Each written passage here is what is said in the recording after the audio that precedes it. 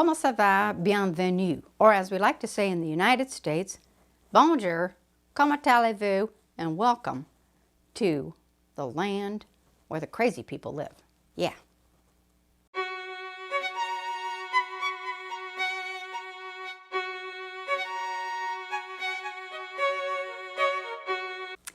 Well, today I'd like to do a simple still life, kind of as a symbol of hope that at the end of next week we'll still have life here in the United States.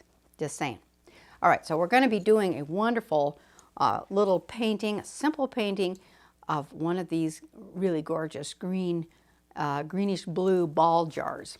I'm not going to get into the lettering. I just want to show you how to do basic transparent illusion on your canvas or your board. Now today I've got a panel that I prepared today with gesso, just white gesso, and then I've put on a little bit of a rough application of raw sienna in acrylic, and then raw sienna and white down here at the bottom, and so that we have something to play on.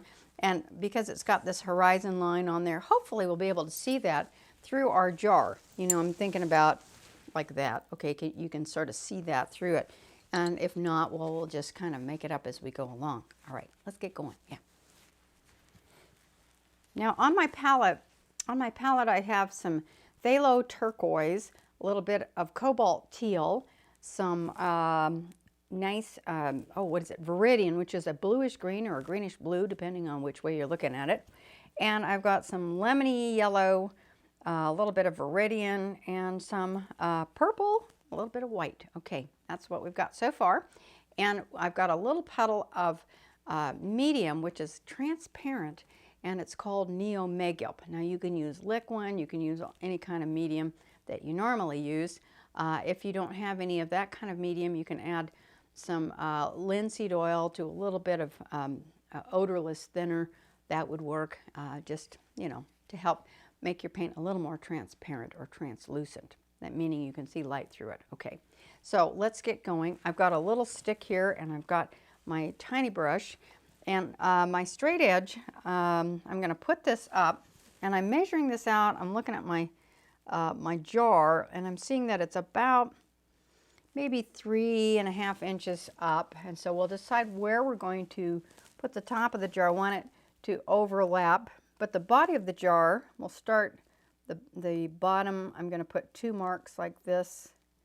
Let's see, maybe a little bit out. I'm going to make an adjustment there. It's a little fat jar, a little short fat jar. We'll just kind of rub that in. And so let's see, I'm going to go straight up like this. And I want it to go above, the shoulders to kind of go above this line a little bit. So we'll put another line right there. I'm going to come straight down like that. And then I want to do the same thing. Hopefully it's straight, just slightly above the line. See, the horizon line kind of helps me a little bit just in measuring it a little bit. Now you can get your ruler out if you really want to and make sure that's nice and perfect, you know, if you really need that. I've been doing this for so long it doesn't matter. This is just a cut off piece of some of the masonite that I've just been cutting down. My husband's been cutting down in the workshop. Yes. Okay, now the next thing I want to do is I want to drop the center slightly down below the bottom of these 2 lines, okay? A little bit below. And then I'm going to swing a little bit of a jump rope between them in a nice round little smile at the bottom. That's my first little line where the bottom of the jar exists. Okay, and then I'm going to come up here and begin by putting just a tiny shoulder right there. A little bit, and I'm going to match it up a little on this side. Hopefully it's relatively close to being the same. And then I'm going to take a little thinner, and here everybody, and I'm going to do the same thing here. And I'm going to swing that around and make that little line right there. Okay, now the next thing is I'm looking to see the next plane is. Actually, I think what I want to do is I'm going to make this up a little bit. We're going to go all the way up like this. I'm kind of outside of my line here. Hang on. Like that. Okay, so it's a little bit high. If I need to nip that off at the top, well, I will. So let's just see. I can come back in, and now about a little bit up above this, I'm going to create a second little dark line there, so you can see that. So I've got this side here, this side here, and then this next little bit, I'm going to pick up some cobalt teal. Let's see, one line here.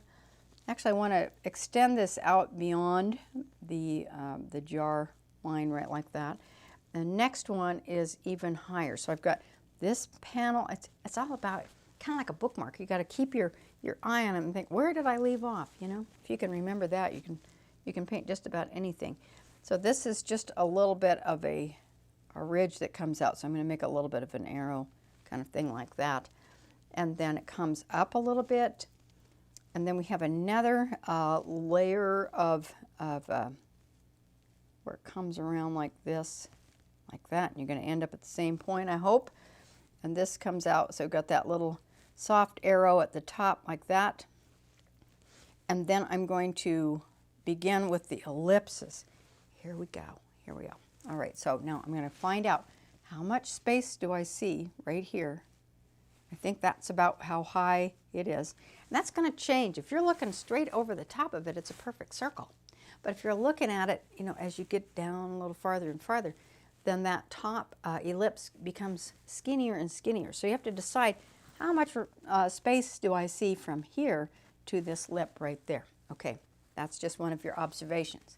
So now we're going to come around like that and make a C, a backwards C, and there's the inside of that. And then I'm going to do it right on the inside of it as well, like that. How many of those do I see? I see 3. So let's see, I'll sneak another one in there like this, like that. Okay. And then these rims, let's see, this comes out, and then we're going to give it another bit of thickness, right like that. Okay, that's a good one. And then on top of that, this part right here has got a round piece of glass that sticks out, right like this, with a dot in the center where the wire will come through. This is a little wonky. Okay, we've got that fixed out. And so that rim goes there, and then this is just part, I'm going to lower this just a little bit.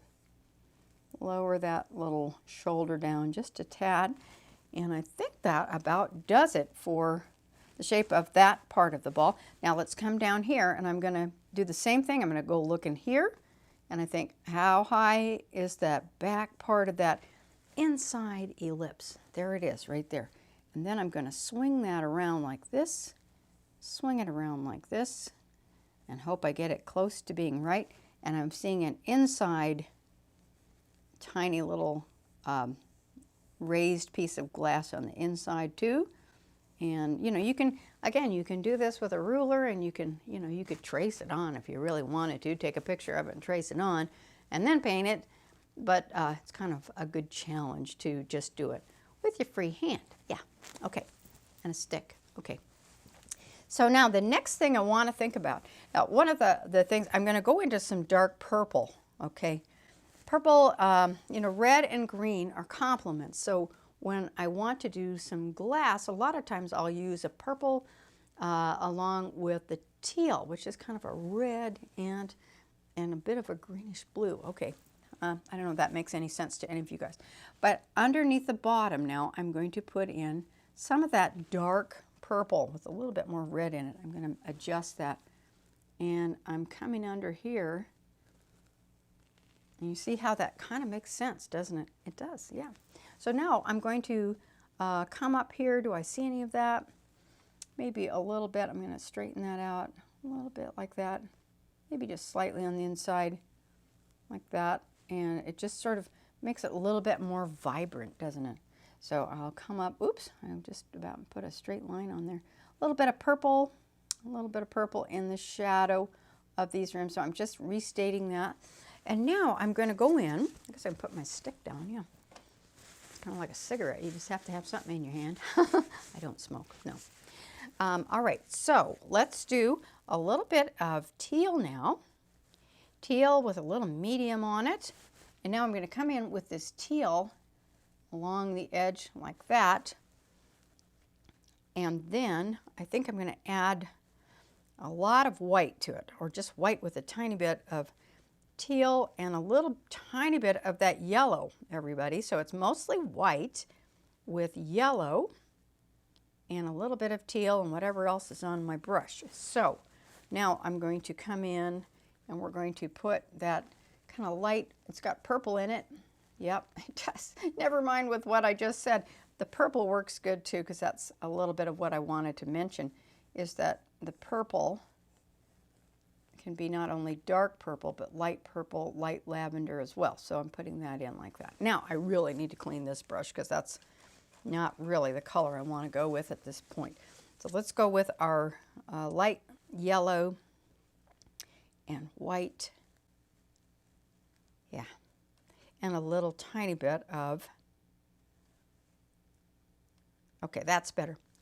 Light lemon yellow, a little bit of white, and a tiny bit of phthalo turquoise. It's really strong, so don't get too much on there. Okay, now I'm going to come up here, and you can see how light this is.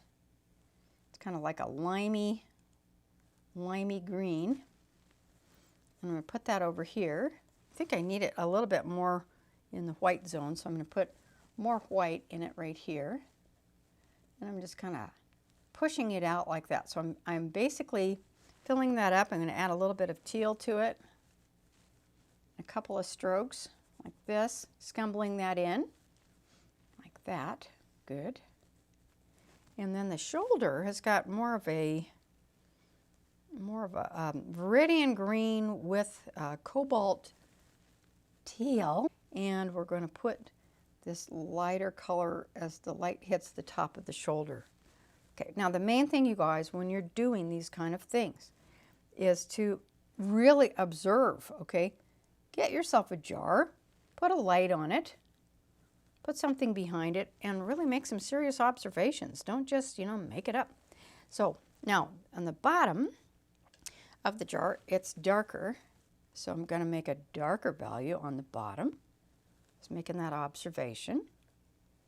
And then I'm going to grab a little bit of that teal with purple and restate that one right there. Then I see it's really kind of dark right on this side. That's looking good, sure. Okay, now let's put a dark right here. This is very dark. And this is still really, really dark. Okay, now where am I going here? Back into this light kind of grayish color, which is our green and our purple and teal. And I'm going to come up here on top of this rim and put a little bit of a light right there. Okay, and then I also see this on the back side of that right there. And then I'm going to grab a little bit more of the viridian. It looks a little gray because it's got some red in it. Viridian and a little bit of white. There we go. And then I'm also going to note that that is picking up a little bit of light, so I'm picking that up there. Okay, now let's fill this in a little bit. You can see I'm getting this transparent look really without putting any transparent paint on as I'm working through this. I'm realizing that's what I'm doing.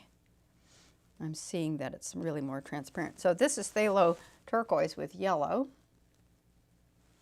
And it starts getting more and more into that kind of a greenish color right there. And I want to come across the shoulder and pull that down like that. And then I'm going to darken it right here because this is what I'm seeing. A little darker right there. Then some teal, a tiny bit of white right here, like that. And then around the outside there and right here. Okay, that's getting there. You can see it's not just filling it all with one color. I'm just making observations, and then we're going to put in some highlights that'll just blow your mind. Okay, this is a little bit more in the dark right here because it's underneath.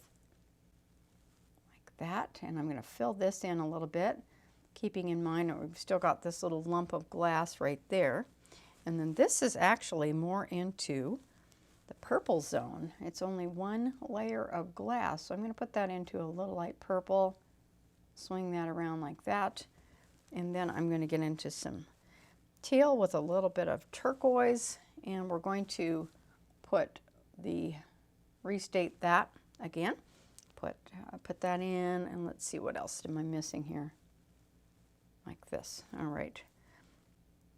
Okay. Now I also need to put in a shadow in the jar over here. So what color is that? Well, it's kind of a combination of purple, teal, and turquoise. Okay. And I'm going to come up above this just a little bit like that. And then I want to put that in like this and work my way out. The center of the shadow is a little bit darker than the outside edges. So we'll just kind of put this nice shadow in here to start with. And then I'm going to add, I'm half tempted to just kind of do it like this and then take my little rag and soften the edges up a little bit. You don't want any hard edges, otherwise it looks like there's a hole in the table, and you don't want that. So I soften up the edges of every shadow on tabletops. We just don't want a big, golf course hole in the table. There. That's one of the secrets of shadows. And so on top of that, I keep hitting that with my paint. And now I'm going to take some light yellow and some teal. And if the light's hitting here and coming out here, you might see a little bit of that reflected or kind of cast through the jar. I think I'll even lighten it up even further with some teal and white and just kind of create a little illusion of that luminous light coming through. All right, now on top of that, I'm going to think about this light. This is kind of a little bit rough, but we can do it.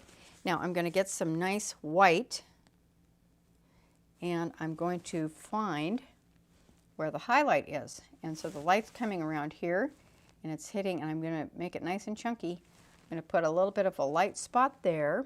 I've got a little bit of in direct line with the light. I've got another light spot right there. Here's the fun part. Okay, really fun. Now, when the light hits here, it comes out here. All right, it comes out at the other side of the inside of the glass. This is really key.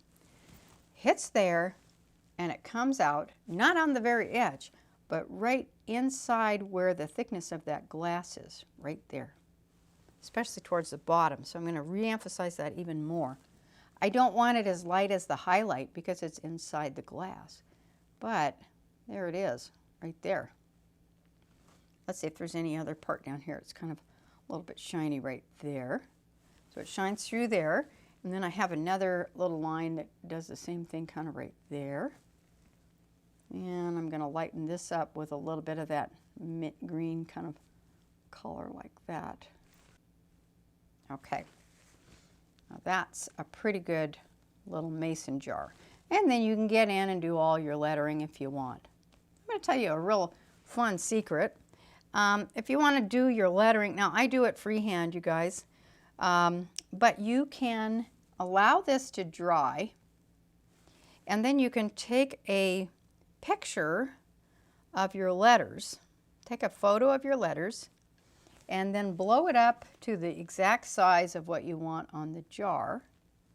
And once this is dry, then you can go in and cover the back of your paper with a little bit of charcoal or graphite and set it right on the jar. And then you can take your pencil and transfer the letters onto there, and it makes it a whole lot easier to get the lettering just right. Okay, so I'm probably going to do the lettering on this one, and I'll make a few corrections and do a couple of things. Oh, hey, let's put the little wire on too. What do you say? Okay, now I'm going to take a dark value. I'm going to take a little turquoise with some purple, and I'm going to do this. I'm going to put a hole right there. I'm just poking a hole right there. And then I'm looking at it, and I often ask myself, well, what does that shape look like? Well, this one looks like to start with the number 6. And it goes like that. All right, that's the first part. And then it comes out. Let's see, it comes out from behind like that. And then it comes around and it hooks up with that number 6 right there. Okay, then, so we've got that, and then the next little piece comes out from right below the shoulder, and then it'll come up to right there. I don't even know what it's hooked into. So we're going to take it from right along the glass like this and bring it up to there. That looks a little funny. Like that. You might want to wait till it dries before you do stuff like this, and then you can always wipe it off. And then I'm going to put a reflection of what that looks like to me right there as it kind of goes up a little ways. All right. Now you can pick at this a lot and get all kinds of wonderful realistic looks. And so here's a photo of one of my mason jar paintings that I have here. It's called, what's this one called? It's called Oma's World, which is my grandmother's. It just means my grandmother's stuff. When you make a little boo-boo like that and you accidentally get red paint on there that you didn't want, well, you just take a Q-tip, dip it into some medium, and erase it. Isn't that fun? So you're never quite stuck with anything. You can drag around a lot of stuff. Now remember, the edges of the jar are round. So I want to now go around with my Q-tip dipped in a little bit of medium, and carefully on the round edges I'm going to soften them up a little bit like that. I don't want to get my detail all messed up here, but that's what I want to do. I soften them up just a tad, get a clean one, and then so it's a little bit soft as it goes back into space. Anything that is round and goes back into space, including your face, is going to have a soft edge. Don't make it cookie cutter, you know. That's just not the way we do it. Okay, so I'm going to allow this to dry a little bit. I'm going to mess around with it, and then you know what I'm going to do for you? I'm going to put it on my Etsy site. Yeah, at nettykstudio.etsy.com, and you'll see it. If it's still there, it'll be under YouTube demonstration art, something like that, mason jar. Okay, so you can find it there. And so one of the requests that I'd like to make also is that if you haven't subscribed already, do. We are now at 5,700 subscribers, you guys, but by June I'd like to make it 10,000. Let's see if we can get it there. So if you like this video, make sure you share it on your Facebook wall. You hit that little share button and you can actually share the whole YouTube video on your Facebook wall so that all your friends can actually join in and you know, watch this one. I hope it goes viral. Wouldn't that be fun? All right. So, hey, I love you guys. Next time we meet, who knows what we'll be doing, but it's going to be a lot of fun, and I'm going to try to make a lot of videos this year, Lord willing, and hopefully people will put down their pointy sticks and pick up their paintbrushes. Won't that be nice? All right. See you again soon. Bye-bye for now.